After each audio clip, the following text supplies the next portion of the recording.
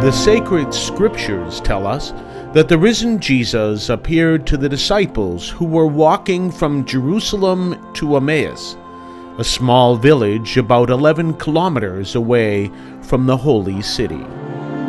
Luke recounts the episode occurred on Easter Day.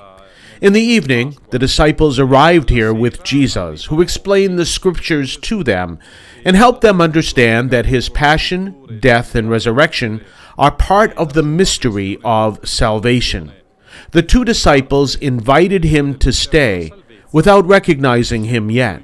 But when Jesus broke the bread, their eyes finally opened. They recognized him and returned to Jerusalem to tell everyone about the encounter with the risen one. On Monday after Easter, this biblical episode was relived by the Franciscans and the pilgrims who filled the shrine of Emmaus for a Mass presided by the Custos of the Holy Land, Father Francesco Paton. Today we are definitely celebrating the disciples' journey on the road to Emmaus. They're listening to Jesus, who explains the scriptures and our possibility to recognize him when he breaks the bread for us in the Eucharist. The Latin parish priest of Jerusalem explained that it was not by chance that Luke, in his recount of this episode, omits the name of one of the disciples. When Luke the evangelist recounts this episode, he always mentions the name of only one of the disciples, Cleopas.